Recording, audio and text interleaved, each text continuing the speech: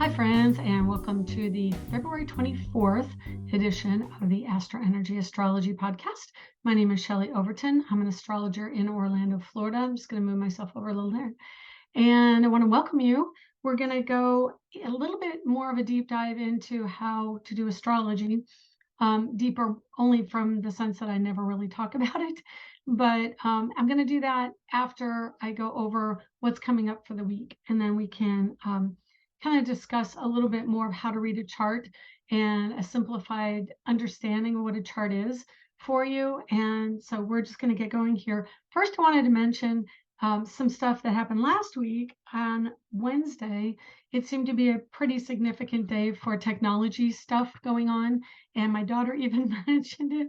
She said, is there something going on? Because I tried to get on my computer and wouldn't go. And then I tried to use this projector that I just bought this new projector and it worked fine, and now it didn't work and the sound didn't work. And then the next day it worked fine. And my parents also had asked me for some technology help on Wednesday. And I said, yeah, actually, there is something that was going on, and that is Mercury in Aquarius trine to Mars in Gemini.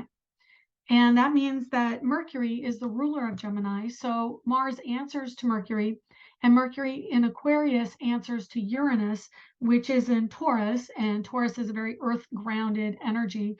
But, everybody's answering to everybody else. But the bottom line was Mercury was in a trine aspect, or 120 degrees, to Uranus. And that means that there was a significant energy going on, a give and take of energy between the two planets, Mars and Mercury. And because Mars answers to Mercury and Mercury answers to a higher energy in Aquarius, which is like Mercury only on steroids, there were some glitches that we saw on that day. Yeah, so I just wanted to touch back on that in case you had some stuff going on Wednesday technologically. I know I did, my daughter did, my parents did, everybody I know seemed to have had a day of it on Wednesday. But anyway, today is Friday, and I'm recording this in the morning because I have quite a busy day, but I want to get this out. So I'm going to just go over real quick what's going on for the week. Friday, we have the moon in Taurus. Early in the morning, we had the moon in Aries square to Pluto, and then it went void, of course, until 3:29 a.m. That was overnight. So most of what was going on for people was going on the other side of the earth from America. And later this afternoon at 2:02 p.m. Eastern, 11:02 a.m. Pacific, we have moon in Taurus sextile to the sun in Pisces. Really lovely, warm, inviting energy. The moon in Taurus resonates to retail and love and making money, growing things. It is getting to be close to springtime. We are getting the final snowstorms of spring, and flowers are coming up. And so it's just a really lovely day. Hopefully the weather is nice where you are. It's probably going to be close to 90 for us today here in Orlando. Saturday, the moon continues to move through Taurus and joins up with Uranus at 7:25 a.m. Clarity can come in at that time. And then in the evening, there really aren't any strong aspects until the evening. And that's 7:16 p.m. Eastern, when the moon squares Mercury in Aquarius. And then for Pacific time zone, 9:15 p.m., moon sextiles Neptune. Again, a really nice social, love, enjoying energy. Taurus and Pisces are really beautiful together. Pisces is an ending of something, and there could be an ending over the weekend just because of that energy of moon and Neptune. And then moving into Sunday, we also have a square of moon to Saturn at 8:45 a.m. Saturn is career in Aquarius. It's really wrapping up the energy before it moves out. And it's only about 10 days, 10 or 14 days. Let me see. It's Tuesday, the 7th of March. And yeah, so about 10 days before Saturn moves on to Pisces energy. And that means that we're really seeing this frenetic wrapping up of a story around entrepreneurship, around independence, partnership, community, owning where you want to be with the community, where you want to be in making money from your career. It's like that final push towards, really bringing in money through alternative means before it really moves into the energy of Pisces. Whereas we discussed a bit last week, and we'll probably discuss it again next week, the Pisces energy with Saturn is structure around things that associate to water. And this could also mean somebody I listened to on podcast asked what a pretty energy of Saturn and Pisces would be. And for me, that would be Atlantis. Atlantis is the manifestation of the Piscean energy being going into the water, under the water. Even the movie from Disney is set underwater. So you have that real immersion of the energy of Pisces. You have the ocean, and then you have the emotional content, at least of the movie for Disney. It was a very visceral, like, how are we going to treat people and light beings in an energetic sense? So structure coming from the actual manifestation of the system of that energy of Atlantis. So even Atlantis in Nassau, the hotel, is a manifestation of the Saturn and Pisces energy to a degree. Okay, so Sunday, moon enters Gemini after the moon in Taurus trines to Capricorn at 9:42 a.m. and then moves void of course until 10:48 when it does move into Gemini. So that's going to be a strong energy around beauty and enjoyment, aesthetics, and then also the structure from Pluto in Capricorn. It is about the structure of things, about the systems of things, and maybe on a certain level, the control that's going on, especially with government and bills coming in. I heard, I'm not sure if it's a Florida bill. Yes, I take it back. It is a Florida bill that is being put forth in the House about dogs not letting their heads hang out of the car window. So I would like to think that in voting, the brighter and higher minds would prevail and knock that down. And I'm sorry to say it is a Democratic bill that was put forth. Kind of ridiculous, if you ask me, because that's what dogs do. They hang their heads out the window. Moving on to Monday, we've got Gemini moon all day, and that goes through Tuesday as well. So Gemini is going to be communicative. It's going to sextile Venus and Jupiter and Chiron in Aries on Monday.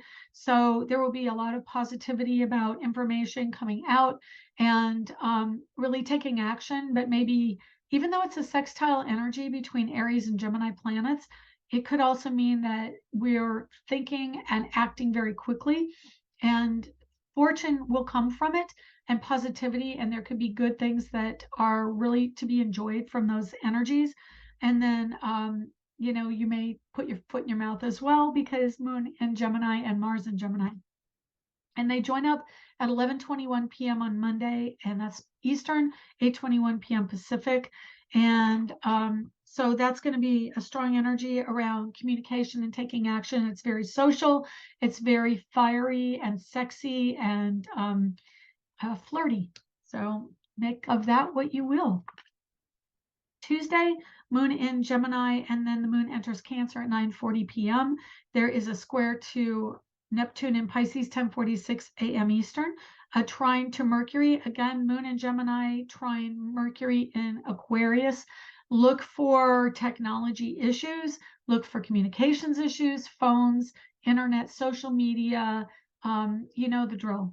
And then there's a trine to Saturn in Aquarius, which is also wind and movement of weather, movement of energies. It is strategy around authority figures and ideas, inventions, small appliances. It could be small pets. Saturn and Aquarius, there could be a disappearance of someone or some entity, a pet, an item. Yeah, Aquarius is letting go and releasing of something. So if you don't want things to be gone for good, be careful of Tuesday, because they could get thrown and never come back, because how close Saturn is to moving into Pisces and changing signs. It is a void, of course, moon. The last aspect is to Saturn in Aquarius. So keep an eye on the things that are valuable to you on Tuesday. There is an inconjunct to Pluto at 8:40 p.m. And so that's going to quincunx, 150 degrees. So that's going to be some friction around family structures, authority structures, career. It's going to be bosses. It's going to be neighbors.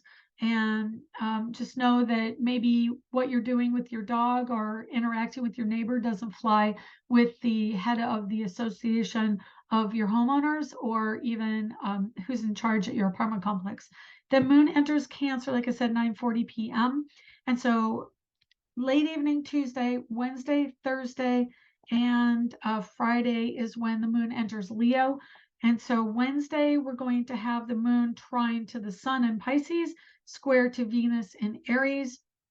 That's going to be a power struggle, especially Venus in Aries. She normally cooperates with moon and the energy of Cancer, which is feminine receptive, but she's in Aries, so she's going to fight. So this is a daughter and a mother not getting along. Then Jupiter in Aries, also kind of near Venus. That's only like 15 minutes away from each other in the evening.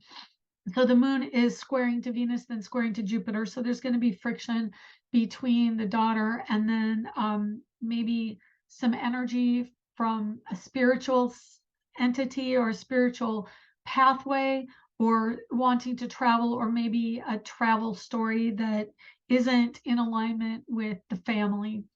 And then in the evening overnight, so this is 9:36 Pacific, and it'll be 12:36 a.m. on the second Thursday.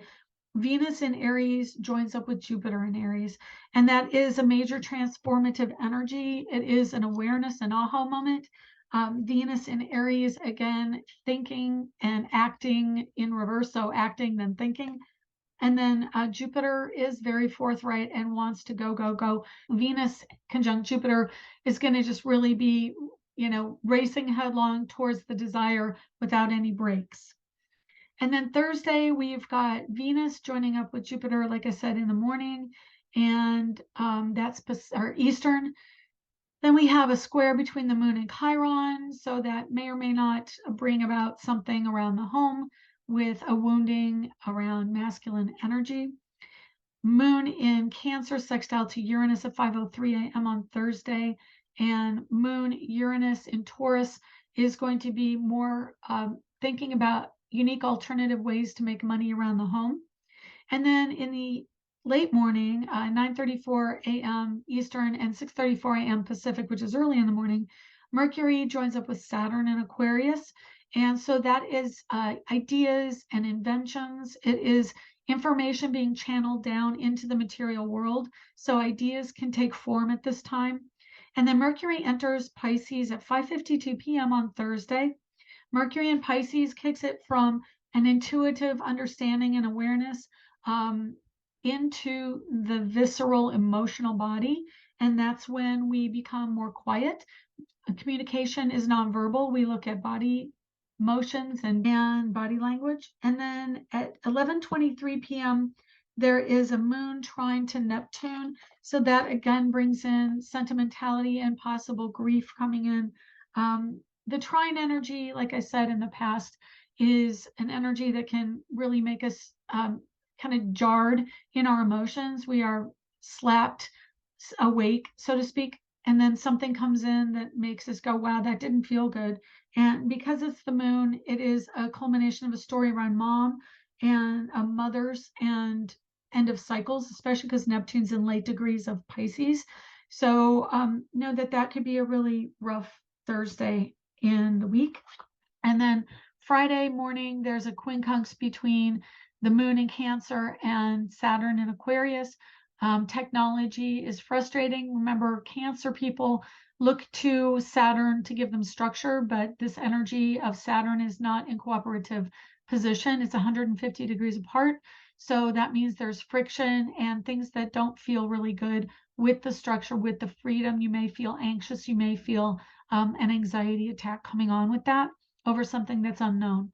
And then Moon Cancer opposite Pluto in Capricorn. This is a wrapping up of a story where we are looking for that solidity and the structure to really support us, because Cancer Moon, we're soft and emotional and not really feeling comfortable in society or out in the world in the hard, cold reality, while Pluto in late Capricorn really makes a final push for the structure and for the authority energy coming in, the literal, hey, this is the rule, obey the rule. So know that that's going to be kind of it can either be friction or it can be cooperation, because this is also a synergistic energy of, I need something, you fulfill it on both sides. So the more strict, stoic Capricorn energy can actually look to the moon to feel a little more sensitive and more connected to other people. Then the moon enters Leo at 10:16 a.m.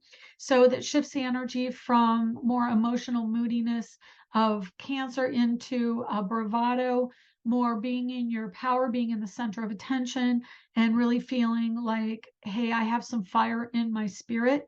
And then Venus joins up with Chiron at 12:48 p.m., just after lunch Eastern, and 9:48 a.m. Pacific.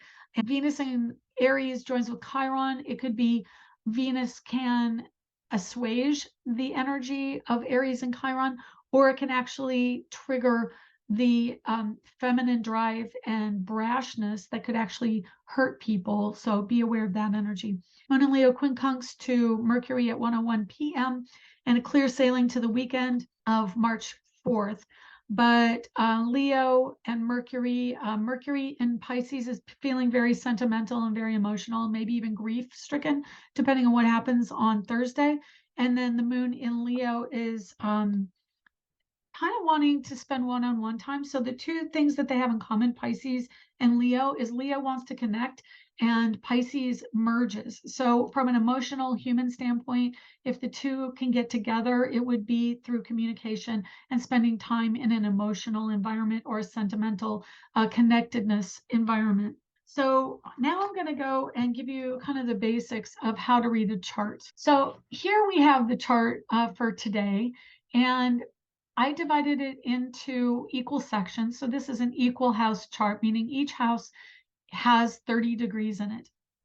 If you take 12 signs of the zodiac and put it in each of the houses, that equal house means each house has 30 degrees. Technically, it has 0, 0 through 29:59. So it's really 29 and 59 minutes of time, just under 30 degrees, but it goes to the bitter end of that degree. So I guess technically it would hit 30 degrees and then changes to the other sign. But each house has 30 degrees. The horizon is the center of the chart. So it goes right through the middle horizontally, but just to confuse things, you have that as the horizon line and the earth would be in the center. So that would be the sky. The chart is the sky around the earth. In practical terms, standing on the earth, the eastern horizon is to your right and the western horizon is to your left. This chart shows the eastern horizon on your left and the western horizon on your right. It can be confusing.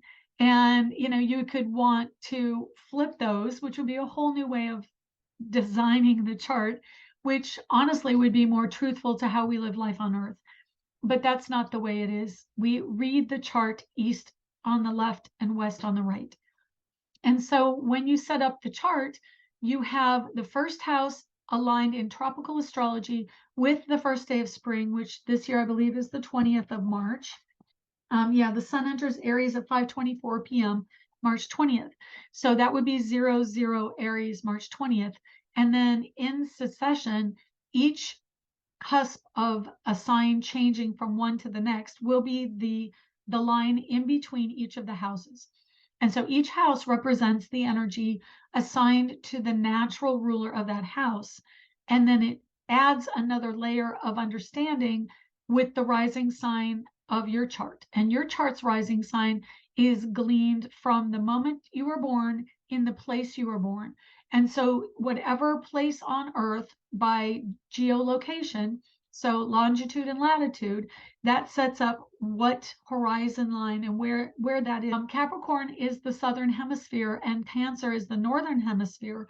So each one of the houses is represented, like I said, by a different sign of the zodiac, and it shifts in tropical based on the seasons. So Cancer is the first day of summer, Libra is the first day of fall or autumn, and then Capricorn is the first day of winter, leaving Aries the first day of spring. And all of the houses fall in between those points equally in an equal house system. There are many other systems that you could look into. I personally have done my own chart research and determined through events in my life which one's most accurate. And so because of that research, I use porphyry, many people, and natural default is usually Placidus, but I am a porphyry person and I enjoy that. So I usually align my charts to that particular system. As I've said, each one of the segments of the chart is a house, and each one represents an area of our lives. Starting with Aries, Aries is the horizon, so it is representative of when a baby is born into the physical plane. So before the baby is born, they are up in the ethers, which is the 12th house. The 12th house represents connection to spirit, connection to the afterlife, connection to the unseen, other side of the veil realm.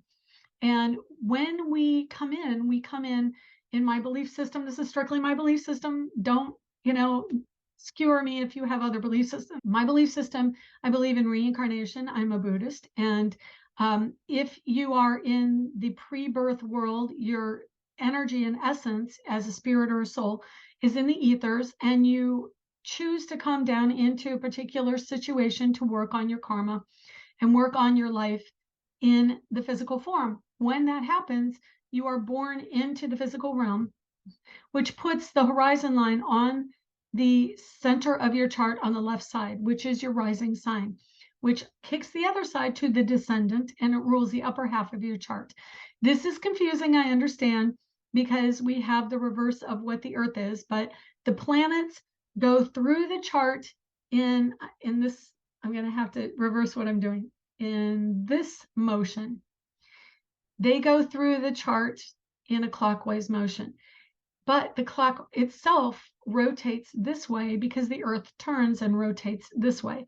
So as we are watching the chart, if you put it into motion, you would see the chart rotate up like this, and the planets would continue to move like that through the chart. That's how the earth turns. It's how we perceive the planets in the sky as we are looking at them. And then as we come into this earthly plane, the planets are going above the horizon, but you have the first house below the horizon. So if I were designing the chart, I would completely reverse it and flip it, but that's not what we do. So the first house is sense of self and identity. It is ruled by Aries. So you are expressing fire energy into the realm of the human form through Aries. So it is very forthright and action driven because labor is what initiates it at 00 Aries. Then once you're in the physical plane, you start to notice that you have human attributes such as hands and a body, and that explains the Taurus house. That is the material world. And then you move into Gemini, you start to cry, you grow up and go to school, and education starts in your childhood, and that is Mercury and Gemini energy. So Gemini is the third house of communications and the voice and the expression. Then you go to the home and family. You notice you have a mom and a mama and a family life, and that is represented by Cancer. And so all of the motherly and domestic realm is assigned to Cancer.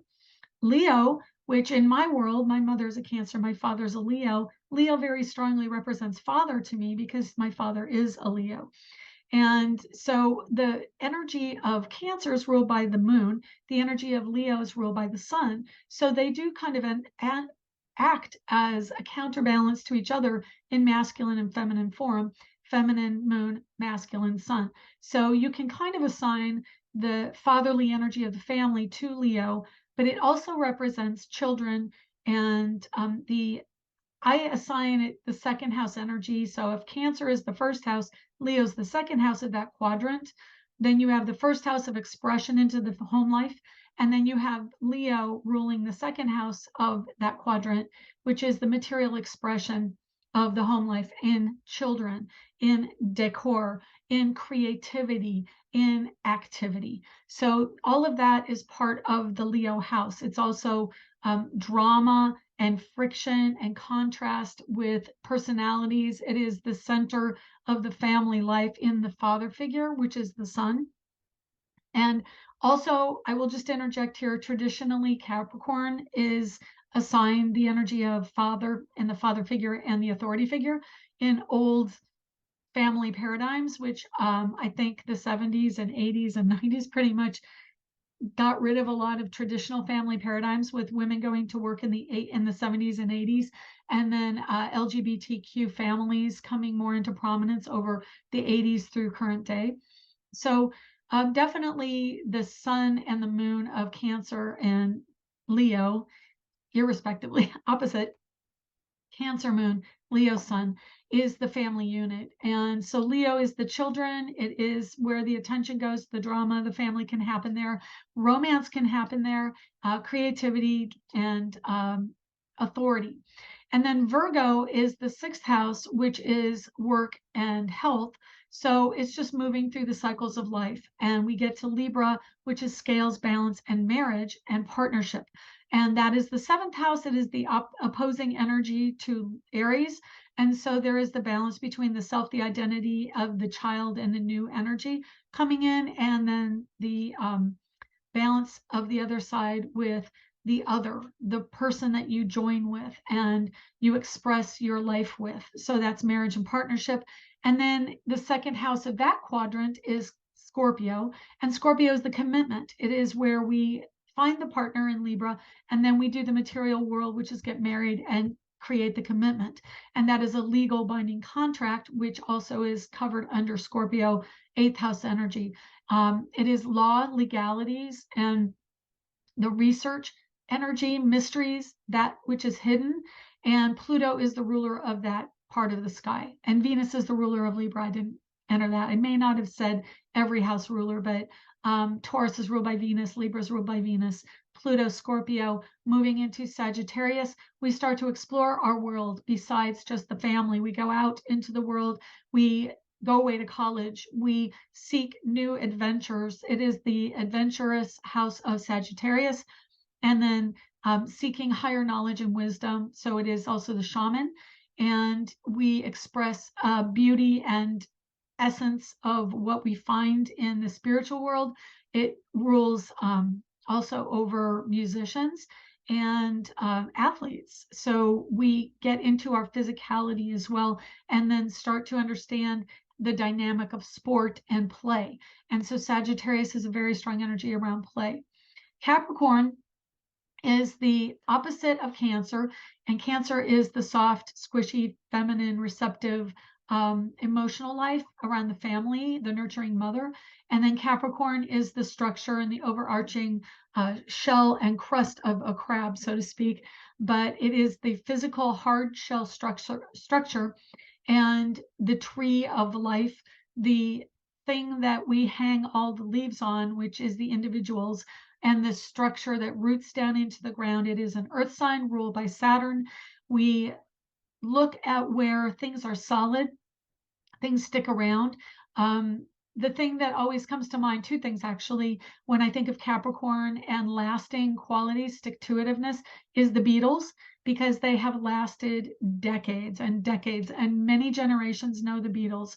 And they came in under a more Pluto in Virgo energy, but it is an earth energy. So every time you have Pluto in an earth energy, you get this lasting power, this lasting structure.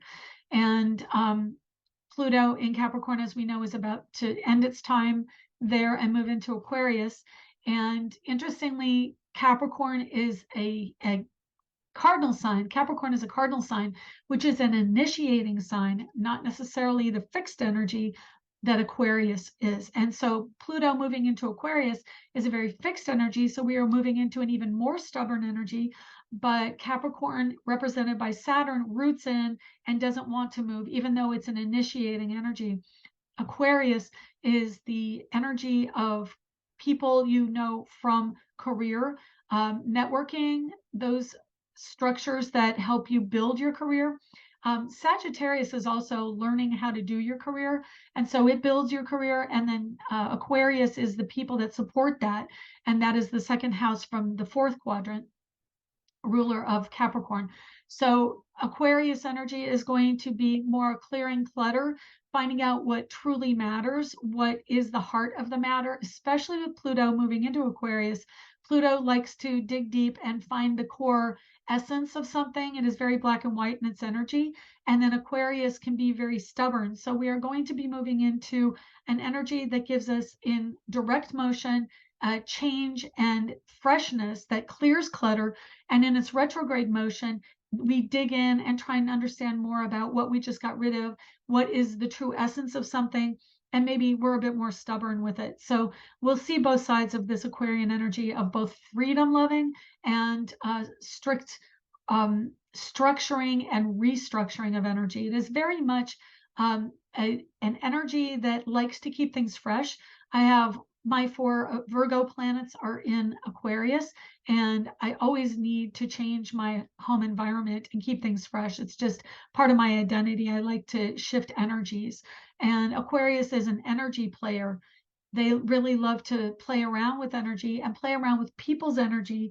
And so we will definitely see um, the identity and then the other in this transit of Pluto. We are going to see how we are contrasted with something we may not have thought of. And my son, being very strong Aquarius energy, is always challenging the status quo. And that's what Aquarius does. It challenges status quo. Capricorn creates status quo, and Aquarius challenges status quo. So that's where we're heading. Saturn, having been in Aquarius, has tried to give some of the rules and the structure that we will be working through as Pluto moves in, because he is the last major entity to leave Aquarius before Pluto enters. Saturn has tried to regulate the technological realm. He's trying to set up cryptocurrency rules and structures, and he wants us to be aware of technology behind the scenes, like our privacy being invaded, things like that. Pluto will also be a very strong energy around whether or not our privacy is our own. And Pluto absolutely rabidly defends privacy. And Aquarius wants to pull everything out of the dark depths and express it, as does Sagittarius and Jupiter energy. So having Aquarius wanting to clean house and clear clutter, know that there are going to be deep emotional issues coming up for us in March, late March, when Pluto goes into Aquarius, and also April. He will be there for about 3 or 4 months until he retrogrades back into Capricorn and kind of hits home base and says, tag, I got home to home base. But he will be going in that course over the next couple of years, Capricorn, Aquarius, until he settles in Aquarius in 2025. Know that we are going to be going back and forth between the structure, the stability, and the newness, and clearing out emotional clutter in our lives. Aquarius does also rule psychology. Well, Pluto rules psychology, Aquarius rules mental health. So we will be doing a deeper dive into the labeling, which is Pluto wanting to categorize the psychology and psychological expression of our own psyches, and really understanding that everybody has their own perspective. And I think that by the time Pluto gets out of Aquarius, we will understand deeply the nature of psyche. I think psychology and research into psychic phenomenon is going to really take off during this next 20 years. Okay, and finally, Pisces, the 12th house, the hidden, the subconscious, the ethereal realm, and dreams. This is where we can create the vision, the fantasy. And with the help of Pluto in Capricorn, we have been able to manifest our dreams or set a good path to manifestation of our dreams. But Pisces is the imagination. Capricorn is the physicality of it. So those 2 signs are in very strong cooperation right now, with Pluto in 29 Capricorn and Neptune at 24 Pisces. So they are really trying to get our dreams to fruition at this time before Pluto goes into Aquarius. It is the last 2 years with the retrogrades of Pluto in Capricorn to really fine tune the structures, the solidity of those dreams, and the outline and framework you want for those dreams. And then Neptune in late degrees Pisces, with Saturn entering early degrees Pisces, it is about the oceans, it's about the emotions. Emotions and oceans and the psychological realm, the ethereal realm, psychic phenomena, that which is hidden and alternate realities. We are moving headstrong into that with Pluto in the last degrees of the last signs of the zodiac, Saturn going in the last sign of the zodiac, and Neptune wrapping up its time in the last degrees of the last sign of the zodiac. With that, I bid you adieu. Thank you so much for listening. Please do like, comment, subscribe, and share this. Go check out my website, angeliczodiac.com. I do personal private readings. You can get the links there. You can get them on Facebook, and you can get them on Etsy, believe it or not. So please do stop by, and we'll see you next week. Take care. Bye.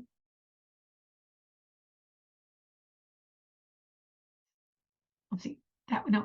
That way. So it can be. Hi, this is Shelley.